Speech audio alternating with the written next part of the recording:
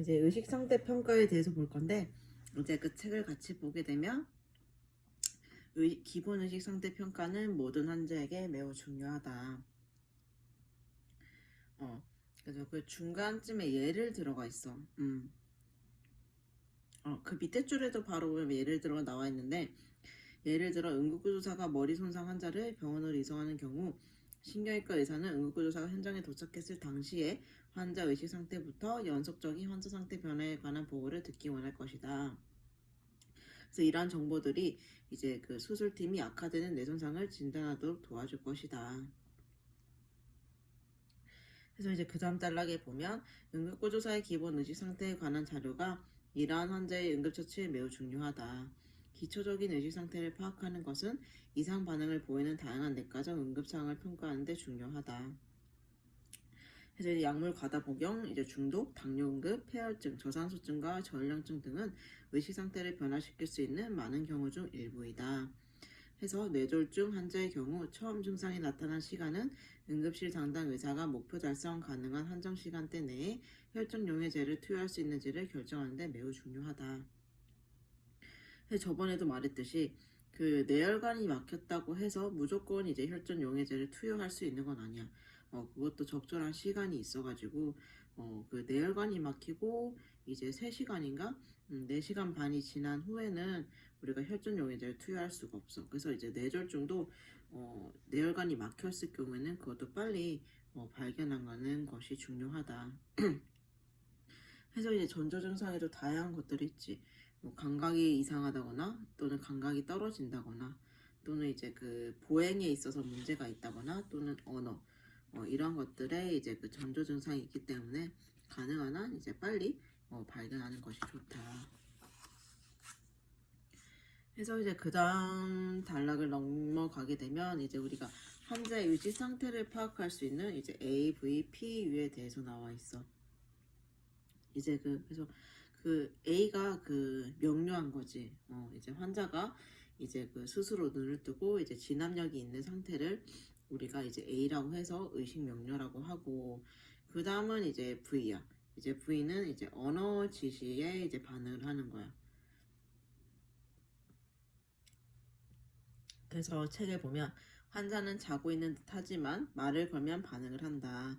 환자는 말을 하거나 눈을 뜨거나 신음소리를 내거나 움직이는 것으로 반응을 보일 수 있다. 해서 이제 환자가 어느 정도 말로 반응을 하는지 관찰을 해야 한다. 그리고 이제 그 다음 옆 페이지 보면 이제 P가 있어. 통증 자극에 반응을 하는 건데, 소아나 성인 환자가 언어 자극에 반응하지 않는다면 통증을 주어서 자극하도록 한다. 그래서 해서 이제 환자의 손톱을 누르거나 팔 아래 또는 옆구리, 넙다리 간쪽 그리고 무릎 뒤를 살짝 꼬집어 반응을 본다. 그래서 밑에 셋째 줄 내려가게 되면 환자의 반응은 목적 의식이 있는지 없는지를 파악한다. 그래서 환자가 응급구조사에 손을 치우려 하거나 자극으로부터 몸을 피하려고 한다면 이제 목적 의식이 있는 반응이다. 그래서 우리가 제피질 자세, 제네 자세에 대해서도 했었지. 그래서 이제 그 겉질 제거 자세 또는 대뇌 제거 자세 등은 목적 의식이 없는 반응이며 심한 뇌 손상을 의미한다. 왜냐면 이러한 자세들이 자극을 시킨 손을 이제 치운다거나 이제 몸을 피하려고 하는 그 자세 변화가 아니잖아, 그치? 이제 발목이 굴곡이 되어 있고 팔꿈치도 굴곡이 되어 있고 또는 이제 손목이 굴곡되어 있거나 무릎이 신전되는 이러한 반응들이라서 이러한 경우에는 이제 목적 의식이 없는 반응이라고 보면 될 것 같아. 그리고 이제 마지막인 무반응이 있어.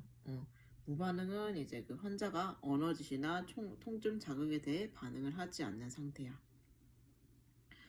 그래서 이제 AVPU 척도는 환자의 전반적인 의식 상태를 설명한다. 해서 반의식 상태, 졸린 상태, 혼수 등의 용어를 사용하지 않도록 해야 한다. 그리고 이제 그 다음 밑단락에 보면 환자의 자극에 대한 반응으로 환자 상태를 알 수 있다. 의식 상태의 변화나 악화는 응급 상황이거나 이미 심각한 문제가 있다는 것을 암시한다. 그래서 그 밑에 줄에 환자의 기도를 보호하기 위해 환자의 자세를 적절히 유지하거나 또는 기도 유지기, 그 OPA, MPA를 이용하거나 기관 내 삭관 등을 즉각적으로 시행해야 한다. 그래서 이제 환자가 95% 이하의 산소 포화도를 보이는 경우에는 정상 범위가 될 때까지 충분히 산소를 공급해야 한다. 그래서 이제 그 ABC 평가가 나와 있어. 그래서 이제 기도 평가를 보게 되면 세 번째 줄에 환자가 의식이 없다면 이제 기도가 폐쇄되어 있을 수 있다. 무의식 상태에서는 환자의 혀가 기도를 막을 수 있다. 아래 턱과 혀와 후두덕계는 모두 연결되어 있으므로 근육들이 긴장이 풀어지면서 늘어져 중력에 의해 이러한 구조들이 기도를 막을 수가 있다. 그래서 이제 무의식 상태에서는 혀가 말려 들어감으로써 기도를 막을 수 있기 때문에 이제 기도를 이제 확보를 해야 한다. 그래서 이제 그 다음 단락에 보면 이제 환자의 기도는 단순히 손으로 하는 두 가지 방법 중 한 방법으로 열 수가 있다. 그래서 아래 턱 당김과 이제 머리 기울임, 턱 들어올리기법 이 두 가지가 있는데 목뼈 손상이 의심되는 외상 환자는 목뼈의 움직임을 방지하기 위해 아래 턱 당김법을 이용을 해야 한다.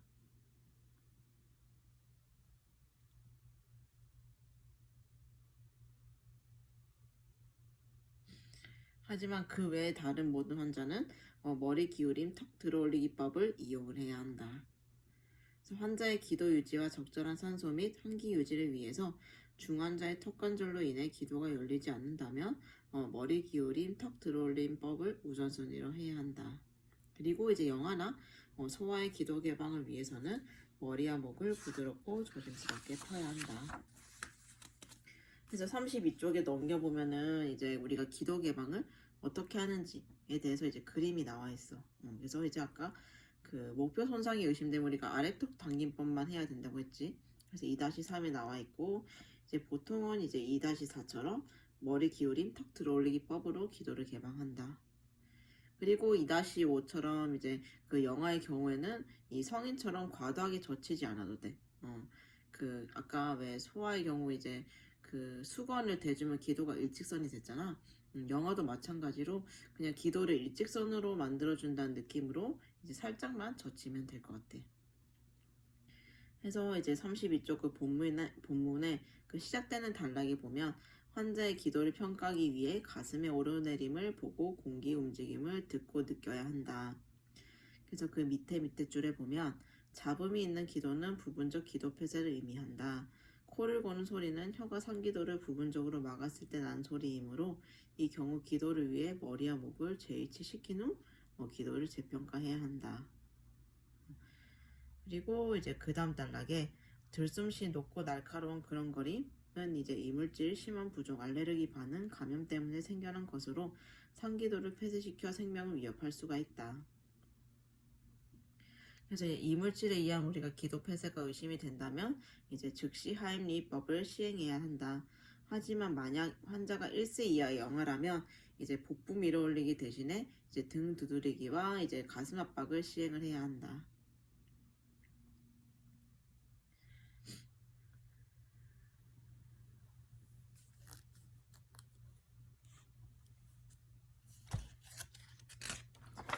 그리고 이제 그 다음 34페이지를 보게 되면은 우리가 시작되는 단락에 보면은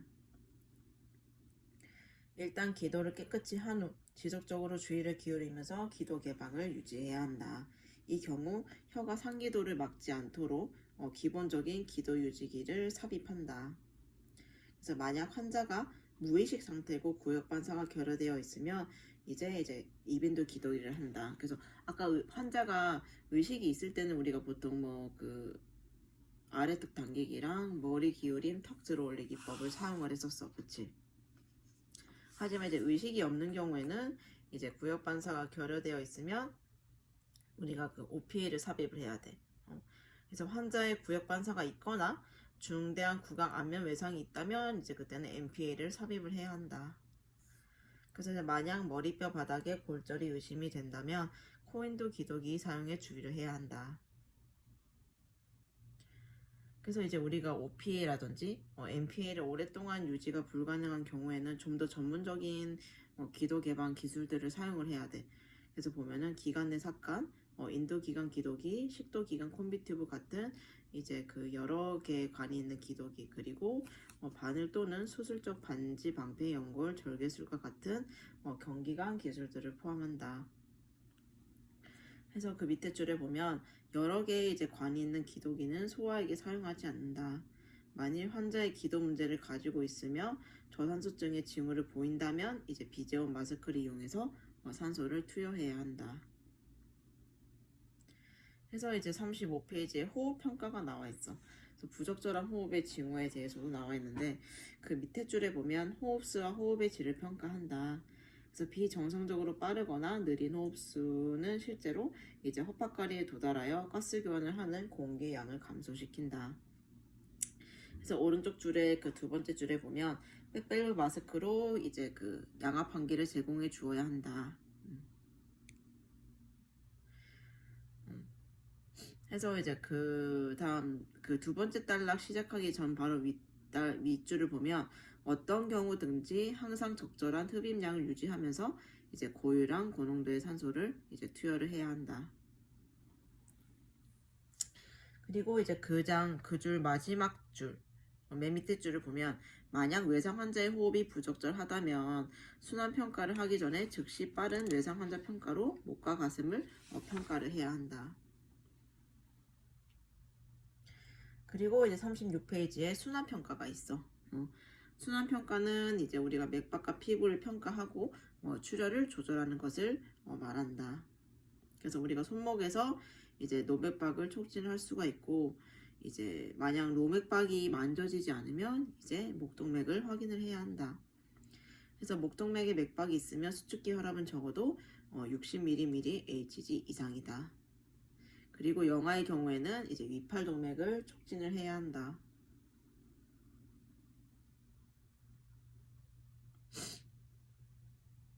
해서 만약에 성인 환자에서 맥박이 없으면 즉시 이제 가슴 압박을 시작하고 심전도를 평가해서 우리가 제세동을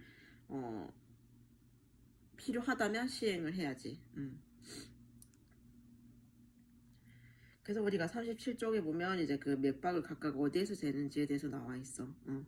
그림 2-13이 이제 노맥박, 그리고 14가 이제 목동맥, 15가 이제 위팔동맥 이렇게 나와 있어.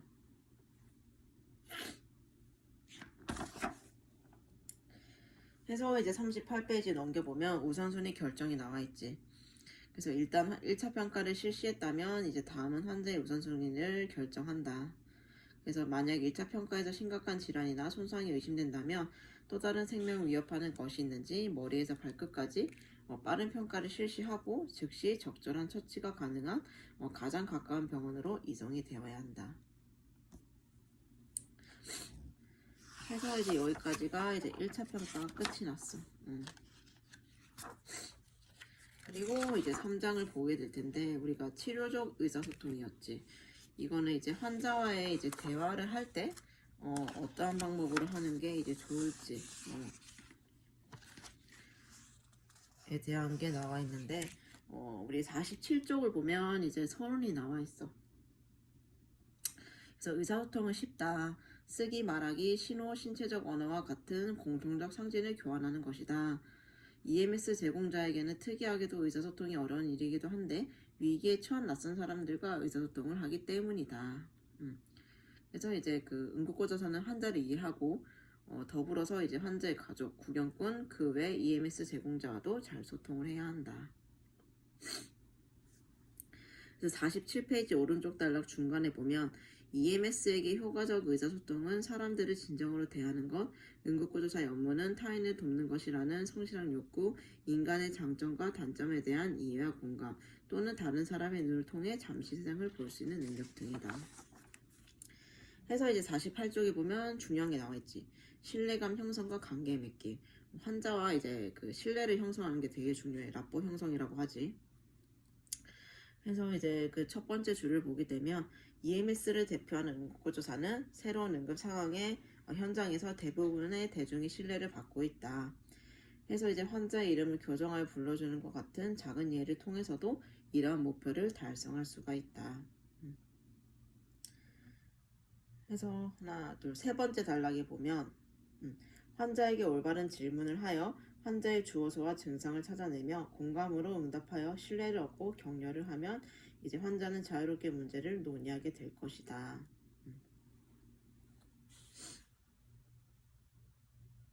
그래서 우리가 49페이지의 내용 요약에 보면 나와 있어. 신뢰관계 형성하는 방법이라고 해서 이제 나와 있는데 자기 자신을 소개하고 환자 이름 부르고 그리고 적절한 호칭으로 부르고 목소리도 적당한 크기로 말을 하고 전문적이고 배려하는 말투를 사용하고 응급처치와 무엇을 하는지도 설명을 하고 즉 내가 환자에게 어떠한 것을 처치를 할 것이다 미리 설명을 하고 처치를 해야 돼. 그리고 친절하고 침착한 표정을 유지를 해야 한다. 그래서 첫 번째부터 보면 자기 자신 당연히 소개해야지. 안녕하세요. 뭐 제 이름은 누구입니다. 어디 소속? 뭐 응급구조사입니다. 라고 설명을 해야 하고 환자 이름을 부를 때도 이제 그 환자의 설명 이름을 물어봐야겠지. 그치? 그리고 이제 그 적절한 호칭. 그리고 예를 들어서 뭐 홍길동 씨, 뭐 홍길동님이 될 수도 있는 거, 그치? 외국 같은 경우에는 뭐 이제 그냥 이름을 부르기 때문에 이름을 부른다지만 우리나라엔 또 이제 그 호칭이 따로 있기 때문에 적절한 호칭을 불러야 돼. 뭐 선생님 뭐 이렇게 부를 수도 있고, 그치? 그리고 이제 그 목소리 크기도 조절하고. 그리고 그 응급처치와 그 이유를 설명하기는 되게 중요해. 예를 들어서 교통사고가 나서 되게 많이 다친 환자에 있어서 우리가 응급처치를 할 경우에는 설명을 해야겠지. 만약에 그 골절 환자를 발견했어. 그러면 통증이 되게 심할 거란 말이야. 그래서 우리가 그 리덕션을 해줘야 되는 경우가 발생을 할 수가 있지. 그럼 그게 굉장히 아플 거란 말이지. 근데 그거를 말없이 시행하면 어떻게 되겠니? 안 그래도 아픈데 더 아프게 되고 뭘 하는지 설명을 하지 않았기 때문에 환자는 되게 불안해할 수도 있고 짜증이 날 수도 있어. 화가 날 수도 있고. 그렇기 때문에 그런 응급처치를 시행하기 전에는 항상 환자에게 설명을 하고 우리가 시행을 해야 돼. 그리고 이제 또 보면은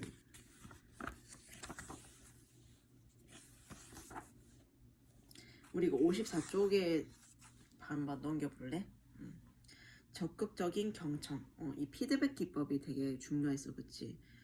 그래서 그 적극적인 경청의 두 번째 단락을 보면 경청하는 것은 경력 있는 임상학자들에게 매우 중요하다. 환자들이 말하는 것을 주의 깊게 경청하고 출동 시 전달받은 정보 때문에 좁은 시야를 갖지 않도록 주의해야 한다. 환자의 상처나 질병에 대해서 사전에 형성된 개념을 고려하지 않고 환자를 평가하기 시작한다. 그 다음 단락에 좋은 의사소통 기술을 갖추는 것은 시간과 연습이 필요하다. 그래서 경청하는 것은 수동적인 것이 아니라 능동적인 기술이다. 그래서 우리가 그 54쪽 오른쪽 단락에 보면 피드백 기법이라고 해서 요약에 대해서 나와 있어. 침묵, 반영, 촉진, 감정이입, 명료화, 대면, 해석, 느낌의 대묻기, 설명, 요약 이렇게 나와 있는데 침묵을 먼저 보면 이제 환자에게 자신의 생각을 정리해서 자신이 했던 말에 첨언할 수 있는 시간을 주도록 하는 거고 반영은 이제 우리가 환자가 했던 말을 한 번 더 확인하기 위해서 나만의 언어로 다시 한 번 더 말해주는 거예요. 보기처럼. 그리고 이제 촉진은 이제 그 환자가 더 많은 정보를 제공하도록 격려를 하는 거야. 감정이입 또한 중요하고 명료화는 이제 환자가 말한 상황이 혼동되어서 명확히 할 필요가 있는 경우에 이해할 수 있도록 다시 한 번 더 말해달라고 부탁을 하는 거고 그래서 우리가 피드백 기법이 중요하다.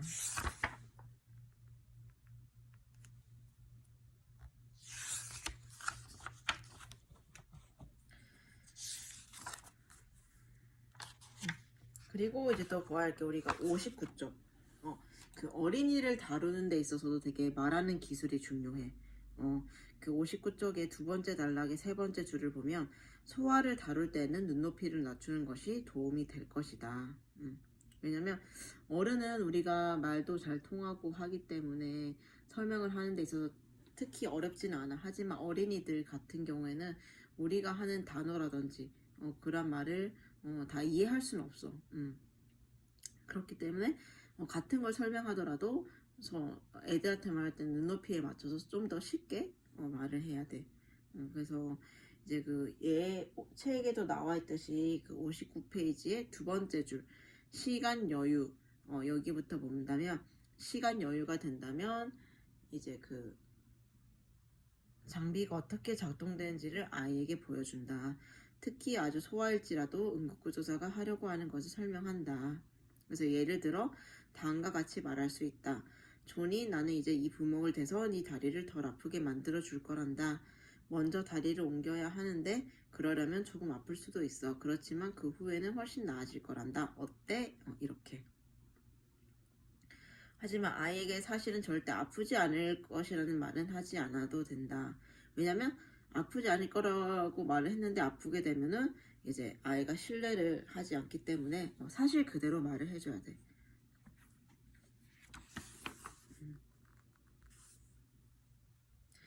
그리고 이제 소아 환자를 대하는 경우에는 이제 그 소아의 부모님을 또 대하는 데 있어서 어려움이 있을 수가 있어.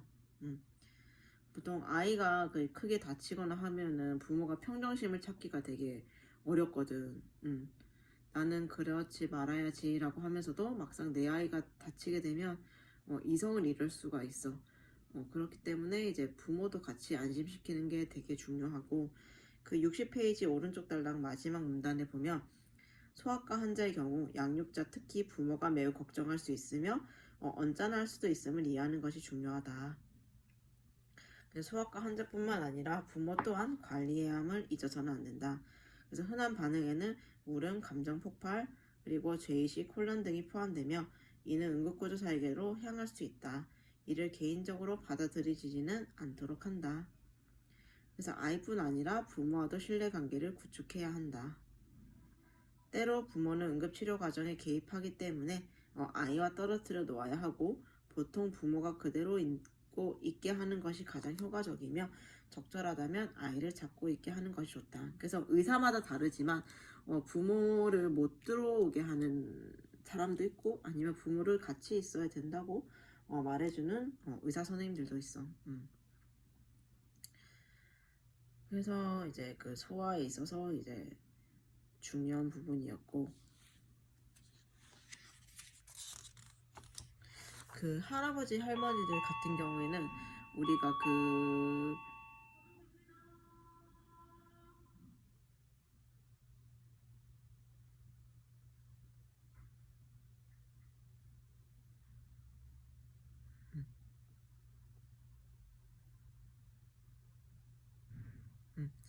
그 할아버지 할머니들 같은 경우에는 귀가 어두울 수가 있단 말이지. 그래서 보청기 끼신 어른들도 계시잖아. 물론 귀가 잘 들리지 않아도 안 끼시는 어른분들도 있어.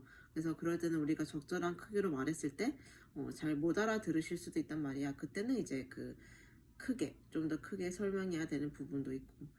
해서 이제 우리가 할아버지 할머니 또는 노인분들이라든지 아이들 대할 때 있어서는 또 이제 또 다른 어려움이 발생을 할 수가 있어. 그리고 또 보게 되면은